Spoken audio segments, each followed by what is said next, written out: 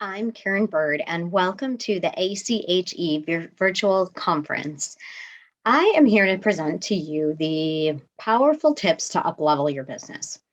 Before I get started and tell you who I am, I want to be here to give you the most value that I can today. And if any of you have ever presented at a conference before, when it's time to submit the proposal, you find yourself racking your brain. What can I do that will help others? What can I do that will give the most value? What can I do that will share with others what others want to hear so that my talk is valuable? And I always come up with different things. I am a performance mindset expert, AKA sports hypnotist, and I typically present on how to work with athletes and high performers. Yet, there is a part of me that knows there's only a special niche of hypnotists and hypnotherapists that work in this field. Now, do I believe that every single one of you could work with athletes? Absolutely. You don't have to be an athlete yourself. They are the easiest clients and they refer many other clients to us. Yet, I do acknowledge that there are many in our field that are afraid of sports hypnosis. Now, if you're interested in it at all, I can speak a bit about it, and I will be touching on a lot of the tools and the tips and the techniques that I use with athletes and high performers. Yet, what I'm going to talk to you today about is how my experience has changed the way that I work with clients and help you then to use some of these. So, what I want to share with you is the tips that I've learned in my last 17 years of working with clients. I have a full time practice in Wisconsin. The name of my business is Win with Hypnosis. And I also have Attitude of a Champion, which is a training, coaching, and mentoring course for others that would like to work with athletes or high performers. And it's a training course on how to do that. A lot of what I teach here, I teach in my course. Yet again, I do want to say that I do niche in athletes and high performers. I am known as the expert in it, yet it's maybe 50% of my clientele because they refer many other clients to me. So I have developed a lot of the program that I use with athletes now, and I use with anyone that comes to me for any of the things that we see people for. Thank you for having me. I'm honored to be presenting to all of you. And especially, I'd like to say thank you to Martin Castor Peterson, who invited me. And I want to give you the tips and tricks that I use. So the question is the question I asked myself as I was presenting this is, what do I find myself doing every day and every session to help my clients? What I like to tell them is be the version of them that they're here to find. And what I question as I went through this is, what can I share with all of you that will give you the best value to up-level your business in any field that you're working in, or any modality, any client that you're working with? And these tips that I'm going to give you, they seem very simple, yet they are incredibly powerful. So write them down as we go. You can always get a hold of me at Karen, my name, at karenbird.com, or go to my website, karenbird.com. I'm sure you'll get the information. I am here to answer questions, so send me an email. I would love to answer it for you. And the question that I have for you now, as we get started, is, have you ever wondered how some people can be so successful and some people just dream about success? And what I'm going to do with you is share with you the secrets that I use with high performers and athletes and all of my clients, and talk about what it takes to be successful in your businesses, a leader in your field, and have a thriving referral-based business. I want to share with you the strategies that I use to foster change in every single one of my clients. And what I'm going to do is I'm going to start out first by giving you a little bit about my background and how I came to be where I am today. Less than 2 years ago, my entire world turned upside down. It was May of 2020, and we had just gotten started in the pandemic. And just prior to that, I had just recently completed a transformational leadership course. And what I call that course is a boot camp for the soul. They broke you down to the point of nothingness and then built you back up to reinvent who you were and who you wanted to become in this lifetime. And it was across the country. I'm in Wisconsin. It was in California, which was a good 4.5 hour plane ride. And I went there 4 times in 4 months. The first time was a 10-day stint. And then we went for I think it was like a 4-day stint, and then 2 other times within those 4 months. And I had just finished the course as the pandemic was starting. And a few months later, let's say that started in March, in May, my son passed away and my marriage dissolved. I'd been married for 28 years, and I never in a million years expected that to happen in my life. Thank goodness I had already established my business, yet it was just to the point where it started creating a good substantial income where I felt like I could do this on my own and be quite successful financially. So my son passed away in a motorcycle accident, and 10 days prior to that, my marriage was done, and we had filed. And what I learned from that is, not even 2 years ago, is that it changed me. It changed me for the better. It changed me, the way I work with clients, the way I see others, my level of judgment. And what I know is this happened for me, not to me. Now, when you look at your life, what I talk to my clients about is everything in our life happens for a reason. Our journey happens exactly the way it's supposed to. I had hired a business coach, which I never thought I would have a business coach, but I decided that I wanted to up-level and create my training and mentoring course. And I needed a coach to do it. So I invested a significant amount of money. She then turned me onto this leadership development course, which I took, which had just ended, as I decided that my marriage was not serving me to the point where I could get where I wanted to in my life, because I was sitting in a place that was not allowing me to be all that I could be. And then that same month, 10 days later, my son died in a motorcycle accident.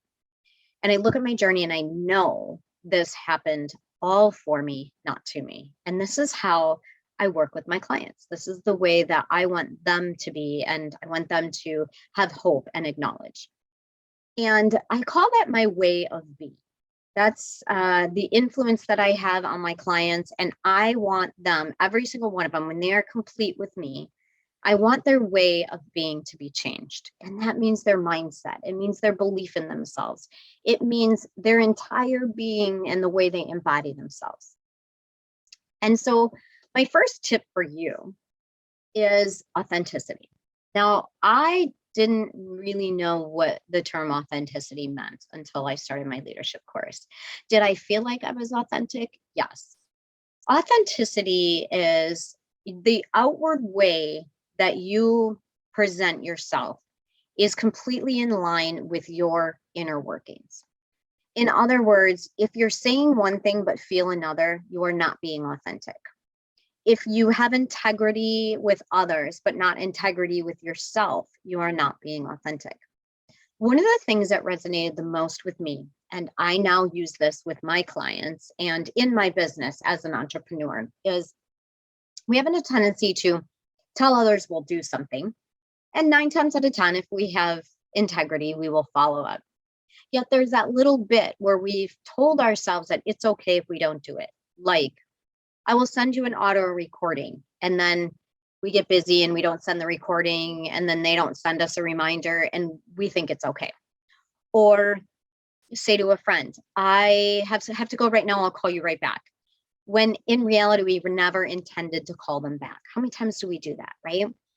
What I've learned, and now what I use in my practice, is that every single day, whatever I say, I am going to do it, come hell or high water. If I tell someone I was going to call them back, I'm going to call them back and just say, I told you I would call you back. If I tell a client I will do something, I will write it down and get it done before I go to bed that night. And then the other piece of authenticity is being true to ourselves, being true to our feelings and our emotions and our way of being. And how many times have you said you were going to do something, made a commitment to yourself, and then you didn't complete it? How many times were you out of authenticity with yourself? And for me, that was a big wake-up call. And I now every day am in integrity. If I'm going to say something, even in my own mind or write it down, I know that I'm going to complete it. So authenticity, your clients see it, they feel it, and they know it. And my advice to you is always be authentic. How I anticipate each day, another trick that I use is every morning when I wake up, I make sure that I have time to do my affirmations, what I call it's the miracle morning. And I don't know if any of you, in fact, I have it here. It is a book by Paul Elrod. Let me grab it real quick. Happened to be next to me. And it is called The Miracle Morning. This has been a life-changing book for me. He talks about many of the things that we as hypnotists and hypnotherapists tell our clients to do. He talks about writing affirmations. He talks about getting up early. He mentions journaling and being authentic, being in integrity, having purpose. He talks about SAVERS, and SAVERS stands for self-affirmations. I think I would know this. Self-affirmations. Do that every morning. Read your affirmations. I do this. Visualizations. Exercise is E. S is silent time or prayer time, whether it's meditation or prayer. V is visualization. E is exercise. And he talks about 10 minutes of yoga or stretching, moving your body first thing in the morning. R is for reading, 10 minutes of reading, and then 10 minutes of scribing, which is journaling or writing. And that has been huge for my business. In that time where I do my SAVERS plan from the Miracle Morning, I will rehearse in my mind. Sometimes I have to look at my calendar because I'll have 5, 6, 7, possibly 8 on a really long day clients, and look at who I have. And then I will sit for my 10 minutes of silence after meditation, and I will reflect on how I can help them win today. I typically remember what they're coming to me for. If not, I have it written down in my calendar, like weight loss, smoking, anxiety, whatever it is, so I can remember what they come in for. And I will go through every one of my clients for that day and my intention on how I can help them win that day. So that's what I start my day out, even before I get to my office. And what I want them to know and be is, and I tell every one of this is, as I'm working with them in that first day when we're doing the pre-talk, is who is it? What is the version of you that you would like to step out of, that we get to create by the time we are finished working together? And they love that because it gives them hope, and they know that we are working toward a whole new mindset, a whole new them, a whole new way of being. And so when my clients come in, obviously we will do the pre-talk. I personally, in my business, in order to streamline it, I will have them schedule an appointment on Calendly. When they schedule an appointment, they get a link to my client management system, which is ActiveCampaign. That gives them a form to fill out, and all of the information then on that form gets put into my ActiveCampaign. And then when they fill out the form, they get 2 links to YouTube videos on my channel. And the one link is what is hypnosis and how does it work, my pre-talk. And the second link, if they are an athlete or a high performer, is how does hypnosis work for sports? Now, what I do when they come into the office is I ask them first if they have watched the video. Now, sometimes they say no, and then I get to go through the whole pre-talk. I've saved myself oodles and oodles of hours by sending these videos out first. And if they say they had not listened to it or they didn't see it, then I will go through the entire pre-talk with them. And then when the pre-talk is finished, I tell them what hypnosis is, what does it feel like, how does your mind work, how do we rewire. I talk about pathways in their brain. And then I simply ask them this question. I start with, and this doesn't matter if it's an athlete, which is my niche, or any other client, I simply ask them, if I could snap my fingers and you could have, feel, or be anything, what would that be? And a lot of them will look at me glassy eyed and not sure. And I'll have to give them examples. I will say anything, just anything. Like, you could tell me $1,000,000. You could tell me you want to be happier. You could tell me you want to sleep better. You could tell me you want to get rid of your anxiety. You can tell me that you never want to be afraid of spiders again. So what are 3 things that you came here for that you didn't even consider, or maybe you did consider, that when you walk out of here, you won't have? And they'll just start talking. As they talk, I write. The reason I'm writing is because what I have established in my 17 years is something that I teach every one of my students or mentees that I work with. And I use it with every single client. And then that is creating affirmations. Who doesn't want a coach, a guide, or a mentor, which is us as the therapist or the hypnotist, to help them write their statements of truth of the way they want to be, see, or feel? The reason that I say that is because I know that when I am speaking to someone, if I have something that is confusing me or upsetting me, or I'm figuring out the answer to something, or why I'm being the way I'm being, or how I feel about something, if I can find a friend that I trust, which I have a ton, when I verbalize something, as I'm talking through it, I'm learning that I'm actually coaching myself through it. I am finding the answers to what is going on, jungling around in this brain, just by verbalizing. And so we are doing this for our clients. I truly believe that in that first session, one of the best things that we can do is listen. They are there to tell us why.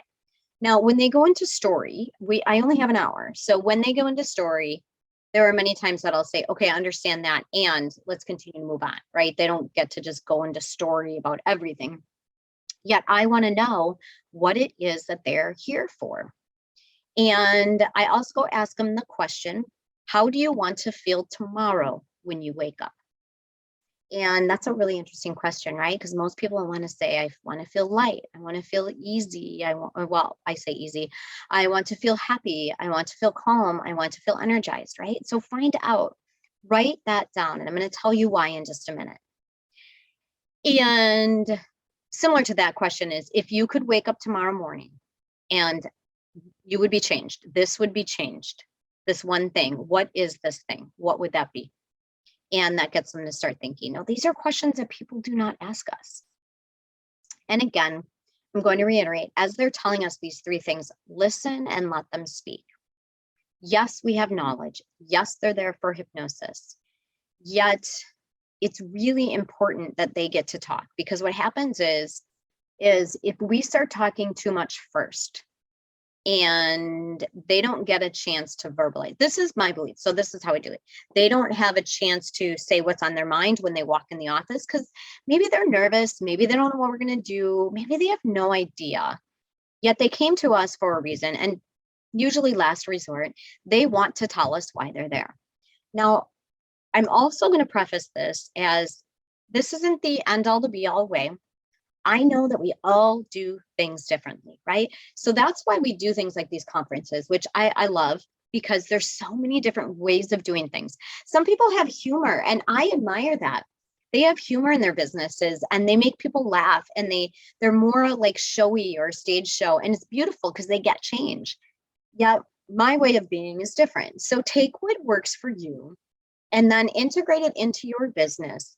And I'm hoping that I can just give you even a few tidbits that will help you for the rest of your career.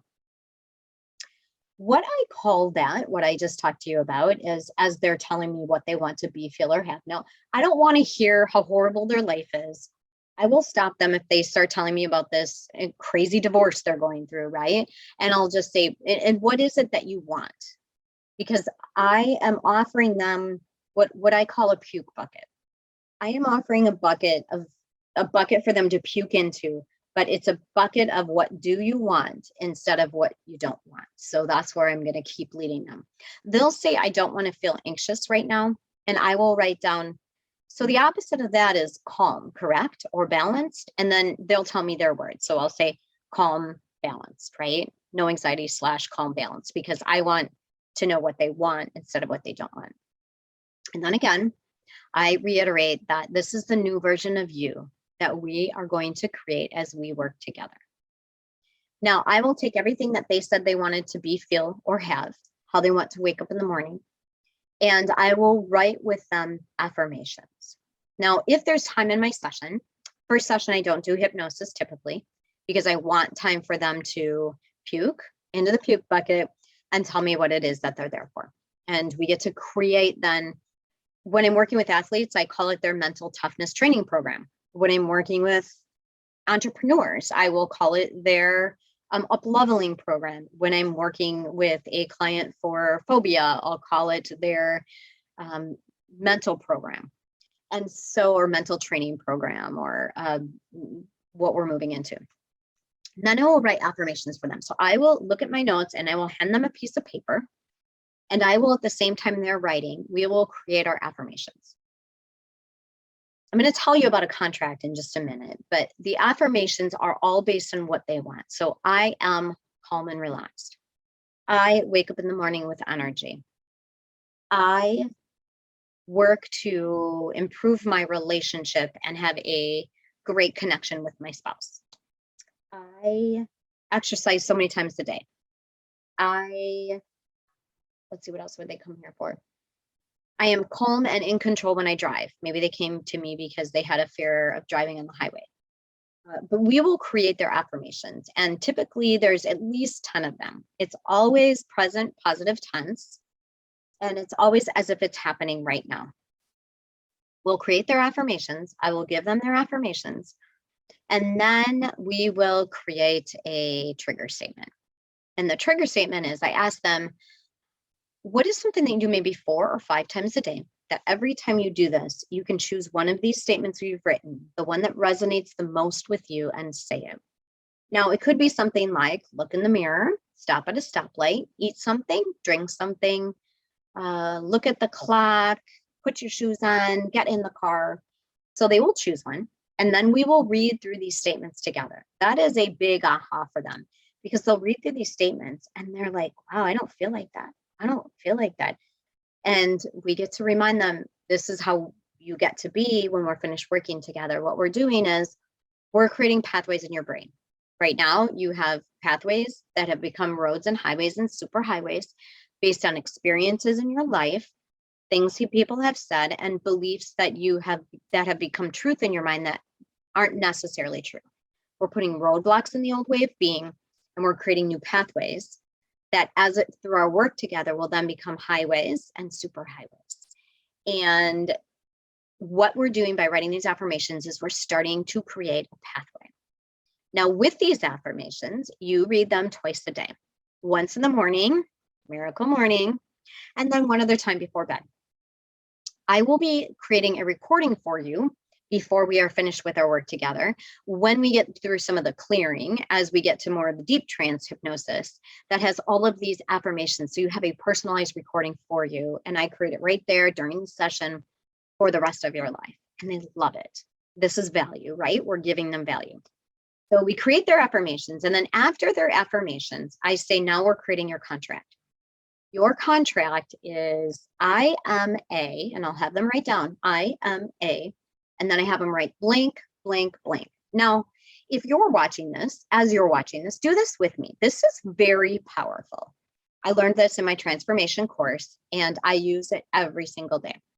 Your contract is the person that you shift into when you're feeling a negative feeling, okay? So when you're feeling upset or angry or disgusted or nervous, you shift into your contract. You can only have one thought at a time, and this is your way of being that we are working on. So it is, I am a blank, blank, blank, and then you finish it. Woman, man, entrepreneur, hypnotist, student, leader. Now I'm going to give you an example of what I am. I chose this in my course. I am a powerful, loving, giving leader. And I say it all the time. I don't even have to think about it. It rolls off my tongue. I get frustrated with someone. I feel overwhelmed, I'm sad about something, and I will say to myself, shift. I'm a powerful, loving, giving leader. Yes, I am.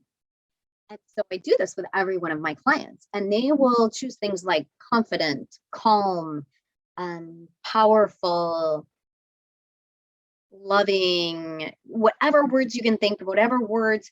A lot of times, as we're reading through their affirmations, we can pull from there, right? Because there's a lot of adjectives in there: calm, energized, confident, outgoing. A lot of my high schoolers want to be outgoing.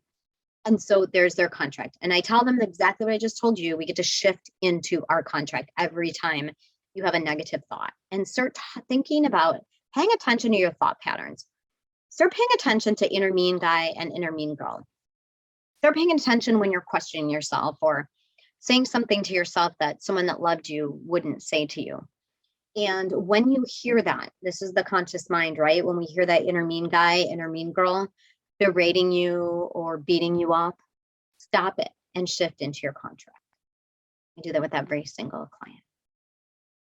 Okay, that's how we shift. My next one is, how do we shift?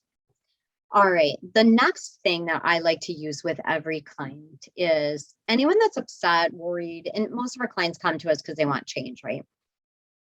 I have a few different techniques or things that I tell every single client. And one of my big ones that I use often is when they're worried about something, concerned about something, I tell them bringing themselves to the moment, obviously, is important. Now, being mindful is a buzzword, yet when you're in the moment, when you're paying attention to yourself, and right now I would say I can be in the moment if I took a deep breath, and I would say 7 in and 10 out, stimulating that vagus nerve, bringing myself back to my breath. I stop thinking about what I'm going to talk about. I stop thinking about what I did earlier today or what I might do later tonight, because that's what causes stress, is when we're concerned about what might happen later or what just happened, right? When I bring myself to the moment, to the here and now, I can collect myself back to a state of balance. And I teach my clients how to do that. And it's literally focusing back on your breath, on your body, where you are. Exactly what we do when we're putting them into hypnosis. And then I say to them, okay, now that you're in the moment, let's talk about the even ifs and what ifs. Typically, people are thinking, what if I go to get my wisdom teeth out and I get an infection? What if I fall and hurt my ankle again when I am playing soccer? What if my son doesn't call me from college next week and he gets in an accident? I'm going to invite you to change your what ifs to even ifs. It changes the way we see it. So what ifs is kind of NLP, but what ifs are worrying about something. What if this happens? And that's worry. If we went to an even if, we change the emotions that we are then creating around it. So even if my son doesn't call me, he's probably not in an accident. And even if he got into an accident, he's likely okay. Or even if I hurt my ankle, my body knows how to heal itself. I'll just have to take some more time off soccer, right? So worst case scenario is always this big thing. But when you truly start to explore it or unpack it, the what ifs, the even ifs feel better. So just a tip or a technique, one of the tricks that I use with a lot of my clients, and they really resonate with it. So I wanted to make sure that I shared that with you. The other thing that I want you all to embrace, and I truly believe this, and I can say this because my son died less than 2 years ago, is I have so many people that say to me, that is the worst thing that could ever happen. That is every parent's nightmare. I don't know how you did it. And yes, it's tough. Yes, it's tough. Yes, I think about my Josh every single day. In fact, he's the reason that I work with athletes, is because he was an amazing athlete. He was a multi-time national champ, 2-time state champ, state runner-up, went to Ukraine to wrestle, was in the future Olympians top 3 list, planned on being Olympian, had some challenges in high school, was a very, very, very happy man. And yes, it's tough. And yes, I think about him all the time. And yes, I'm doing what I do because of him. And I feel very blessed around that. And yet my true belief in life is that I have a couple things, is everyone's heart is hard. You getting sick may be just as hard for you as me losing my son. Your dad dying might be just as hard as my son dying. Um, you not being able to go to work because you have a sick child is just as hard as my son dying. And we all look at things differently. We all have different perspectives, and everybody's hard is hard. And I look at my clients like that. There is no issue that anyone has ever come to me that is not as important or hard as my life. And it helps me to be non-judgmental, and it helps me to help them to the best of my ability. So that's my one premise that I feel I use with every client. I think is very important. The second one is that I believe, and I think it's important for us to instill in our clients, is that everyone or nothing will ever stay the same. Now, when you're going through a tough time, I don't know that that's an easy thing to hear or a hard thing to hear, yet I believe it 100% is it's never going to stay the same. So if you come to me for weight loss, in the last session that I do, I will do the fork in the road. And it is choosing the low road to the left, where they would go back to their old eating habits after I've seen them for 4 sessions. So about a month, typically have lost 10 to 25 pounds. So you could take the low road to the left and go back on there, and there's wrappers, and you see yourself in the mirror and you've gained weight. Yet you're not going to stay at the fork. You're going to take the road to the left and you're going to gain more weight. You're going to go back to your old eating habits, or you're going to take the road to the right, which is the high road. It is a little bit more work. It is the success road. And you get to choose which road you are going on. And then, of course, they all the time will choose the high road to the right. And what I want them to know, and I tell them this even before I do the hypnosis, is you're never going to stay at that fork.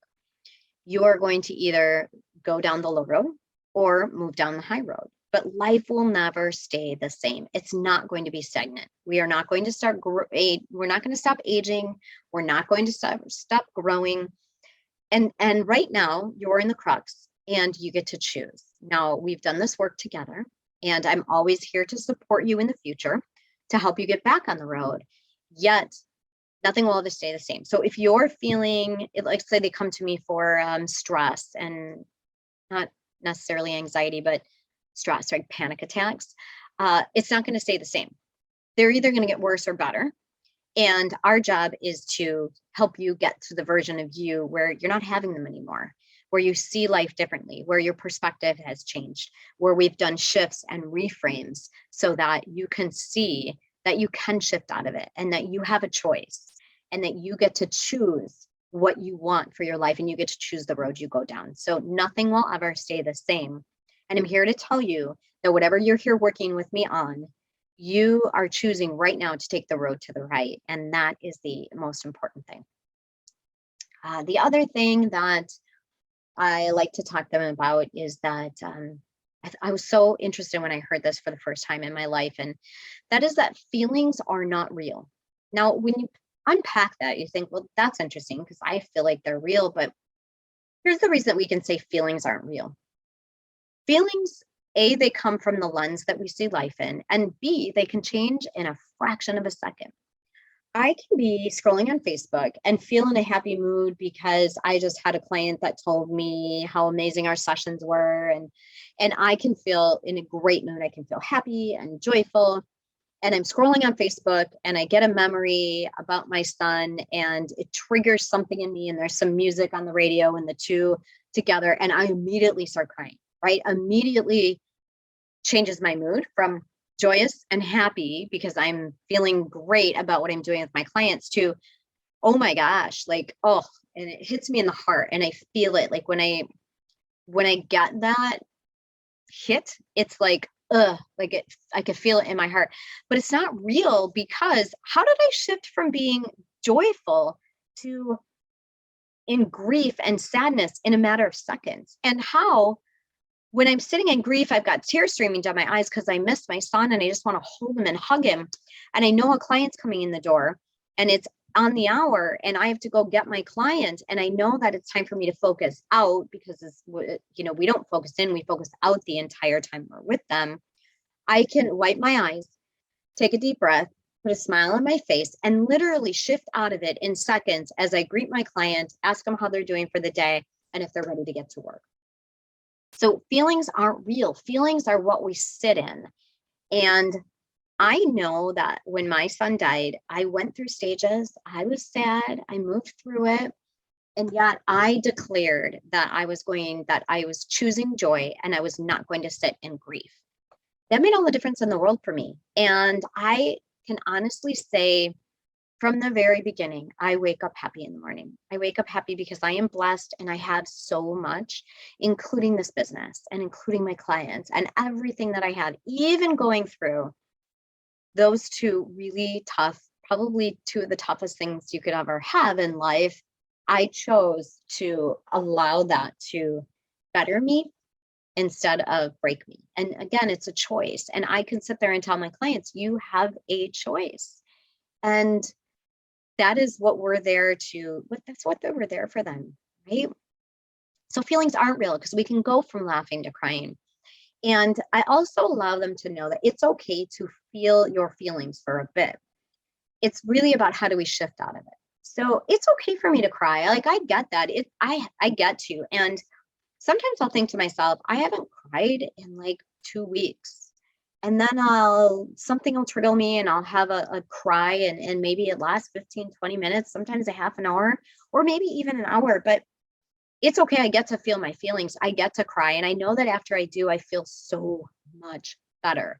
Yet I don't want to stay in it. Like I won't stay in it all night long. I get to feel my feelings and feel them until I'm ready to let them go, which for me, I would rather shift quickly than sit in that. So I can shift out of it in half an hour, or sometimes within seconds or minutes. But it's okay to feel your feelings. Feelings are real, which then brings me to a technique that I use with my clients. And I love this one. And I kind of developed it because one of my favorite books after Josh died was The Untethered Soul. And it talks about how we have the inner mean girl or inner mean guy, but he calls it the inner roommate. And if we could identify what is going on in inner roommate and literally remove that roommate from our head and put them in the chair next to us and say, shut up for a while, we could get back to a place of clarity and balance. And so I use this technique with so many of my clients to help them shift their emotions the way we were just talking about. And what I do is I have them imagine the emotion that they're feeling. So first is identifying the emotion. I would say when I think about my son, there's sadness. When I think about someone that doesn't want to make payments to my course anymore, I feel a frustration or maybe even a low level anger.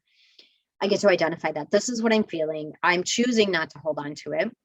And so I feel it swirling around the top of my head because we all know that negative emotions, fear, anger, sadness, shame, guilt, that all weighs us down. It feels heavy. Negative emotions feel heavy. We talk about heavy shoulders or heaviness. And so weighing down, imagine that emotion weighing down on the top of your head. Now, for me, I open up chakras. You don't have to necessarily open up chakras, but I will open up that crown chakra, see a vortex, allow those negative emotions in a moment to come down through into the heart center. I have them drop into their heart center first. And in their heart center, I describe what it feels like. So in the heart center. In fact, why don't you practice this with me? Okay, I know you're all in the field now, so you know how to get into hypnosis. What I'm going to do is, instead of just explaining it, I want you to experience it. So take a deep breath and close your eyes and allow yourself to move to a relaxed, deep state.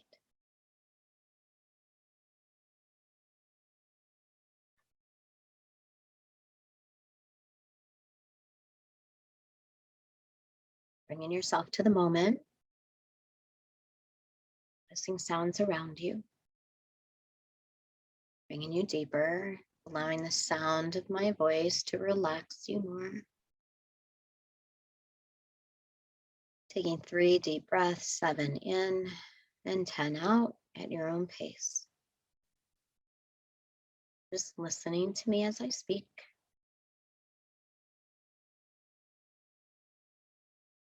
Breathing deeply and easily, feeling a wave of relaxation, starting at the roots of your feet, imagining roots grounding you to the center of the earth, balancing. Feel that wave start at your toes now and move all the way up through your body, releasing, relaxing, opening your mind, clearing your mind, all outside thoughts shifting away, like clouds floating by on a beautiful summer day.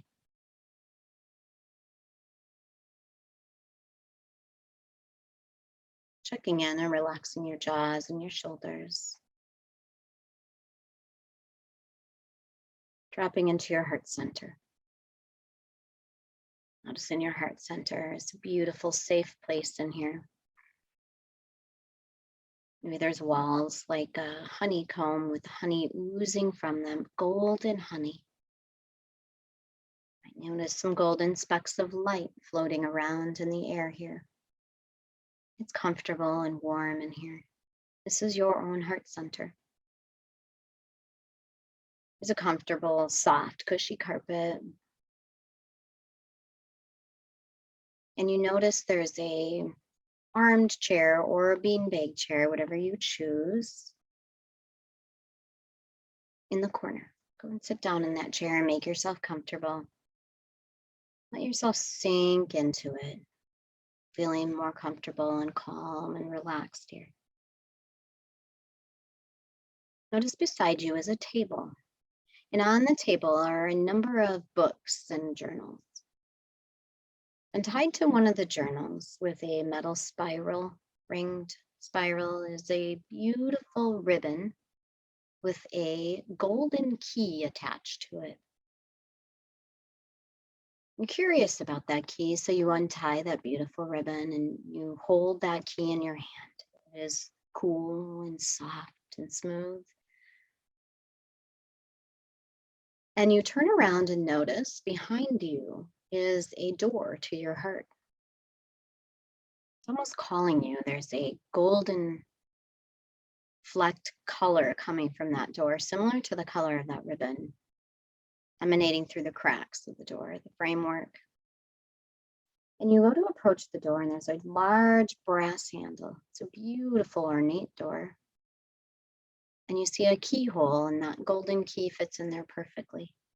So at the count of 3, I'm going to count from 1 to 3. And at the count of 3, open that door, stand aside, and allow those negative emotions or feelings that are swirling above your head, weighing you down, to float in through your crown chakra, down through your intuitive third eye chakra, down through your throat, opening your heart center, and out through that back door out into the universe. 1, beginning to get ready to open that door, reach out, grab that handle. 2, take a deep breath. And 3, the key in the lock, turn the lock, step aside, and allow those negative emotions and feelings to flow down in through your crown chakra, through your third eye chakra, your throat area, your throat chakra, down into your heart and out that back door. As they dissolve out into the universe, let them go and be free. Take as long as you need. When you're ready, you can close that door, lock it for safekeeping, grab that key, that golden key, and feel the freedom, the peace, the lightness released. All of those negative emotions. Feeling your heart center open a little wider. Not to me or anyone else, but to yourself, that self-love. Go back to your comfortable chair in the corner and tie that key back onto that journal for next time you need it for safekeeping. And when you're ready now, slowly and easily opening your eyes, coming back to the room, feeling wonderful in every way. Welcome back. All right, that was just a short version of what I do with many of my clients, but it's a way to help them feel the shift of negative emotions to positive emotions. Many times at the end, I will say something like, and bring in the joy, or and bring in the calmness, or something in line with their affirmations that they've written. Okay, I have just a few more minutes, and I have quite a few other things I wanted to cover with you. So, choosing joy, not sadness, talked a little bit about that. Letting those negative emotions pass through you. That's what I do. What I just did, I'm not sure I mentioned that, but letting the negative emotions pass through you and out the back door. Let's see. Something else that I do with every one of my clients in one of the last sessions. My sessions are, let's see, my packages are minimum 4, sometimes up to 8 or 10, depending on what they're coming in to work with me on. And I always create a personalized audio for them, no matter what they come in for, so that they have an audio with their affirmations. Sometimes they're longer, sometimes they're not. And I always teach them self hypnosis. I have a sheet I give them. This is how you do self hypnosis. And then these are the techniques you use after it. Typically, it's future visualization, or seeing yourself at that weight, or seeing yourself win the game, or seeing yourself happy again. So there's always that. I always teach them self hypnosis. It's a technique that they love, and it makes them feel like they have extra value for it. One of the other things that I do, I wanted to make sure I mentioned, I'm kind of going all over the board, but I was trying to think about what I could do that would teach you the most value. And that is that after every client in that last session, I always tell them that they can always come up for a follow up session. Now, I offer packages, I don't do single sessions, yet, if you want to come in for a refresher, we can always do a session and refresh what we worked on, or we can do a session or two. Typically, I'll have clients come back in 6 months to a year because they want a refresher. And so there's always that in planting the seed, and I see a lot of repeat clients. The last thing I wanted to mention before we finish up, and I'm so excited that as this is going to be offered, I love the platform that they are using for this conference, is that you will be able to watch this and I will be on there real time to answer questions for you, because I'm sure there's a lot of things that you might have questions on, and I'm happy to clarify. I hope I was clear on most of them, so that you don't so that you got a lot of value from this, a lot of nuggets, golden nuggets of information in this last, what is it, 45 minutes or so. The last thing I wanted to talk to you about is something that I do with many of my clients, including my athletes, is I learned from my son, who was, again, this elite athlete. I would say to him, how did you get so confident? How do you, like, when you step on the mat, he was a wrestler. How come you know you're going to win? What is it that is instilled in you? What did we do or you do that you never even question yourself? There's no self-doubt. There is no lack of confidence in that kid, or wasn't. And so he would say he had a switch in his mind. I use that with a lot of my athletes, is go into the center, the control room of your mind. Notice there's a switch there. It's blinking bright red. It's huge. You're going to need 2 hands, but it's in the off position. When you turn it into the off on position, it is turning on your confidence. It's turning on your power. It's turning on your self-belief. It's turning on your aggression, whatever it is that they want. And you can go in here and switch it on at any time. Now, I kind of took that and I used a technique that I learned in my leadership course that shifted me. And actually, for me, it was about making a change and making it permanent. So what we did is we walked around the room and we rehearsed in our head and we said it out loud, all of the things that people had said to us that created limiting beliefs. You all know what a limiting belief is, right? If not, when this is live, I will explain what a limiting belief is. So a limiting belief is something that holds you back, that you believed was true, but is not your true authentic potential. And so we had to, walk around. Maybe it's something from childhood. Someone told you we're dumb, or you're never going to make a lot of money, or whatever it is that's holding you back, right? Or you're shy. They tell you you're shy, so you then believe you're shy. And then we had to draw a line in front of us of tape. Well, we actually had a line, so we did this physically, but I do this as a hypnosis session with my clients. And then when you're ready to get rid of that thing that's holding you back, what we call a racket, like a racket is like a story, right? When you're ready to get rid of that story and step into your true potential, Imagine who it is on the other side of the line. What do you look like? Who are you? That one that you want to be, that successful entrepreneur that owns their own office, that's seeing clients 3 days a week and making hundreds of thousands of dollars a year, or whatever it is, right? But what is it that you want? And then when you're ready to say, I am done with this BS, with this story, and step into who I am, knowing what that looks like, I'm going to cross the line. Yet I tell my clients, you are not allowed to cross the line until you are ready to be in integrity with yourself forever and cross that line. And so I will do a lot more with them. You know, what does it look like on this side? What does it look like on that side? Sometimes I'll have them tell me, sometimes I'll have them create it. And then when they're ready, I'll count from 3 and say, if you're ready, only if you're ready, nod your head, and then I'll have them step over the line. That for me was huge. It's like drawing a line in the sand. It's like making that that final decision that they are ready to make these changes in their life. And I tell them, if you ever feel like you need to step back over that line again, because for some reason something happened, I am here for you. Let's do it again. And but it's about being integrity to yourself, right? And knowing that we all mess up, right? And so when we don't reach our goals, and I tell every athlete this too, I gotta finish with this, is when we don't reach our goals, or we set a goal and we think it's failure, it's not failure. We wouldn't be human if we didn't not reach our goals sometime. And so what it is we get to renegotiate with ourselves. If we don't reach our goals, we renegotiate. What is our next goal we want to reach, and then let it go. And I have renegotiated my goals as an entrepreneur hundreds and hundreds and hundreds of times, yet I keep setting them, and I keep setting them high, because the higher I set them, the higher I reach, right? And so the stepping over the line for them is setting a goal and being in integrity and doing everything to stay on that side of the line.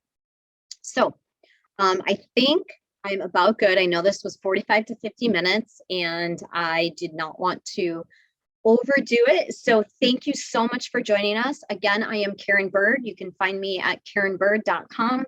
I'm happy to support you in any way that I can, answer any questions, and I'm looking forward to being live with you. You probably are live with me if you're watching this. So if you'd like to connect, I thank you so much for joining me. Have a great day.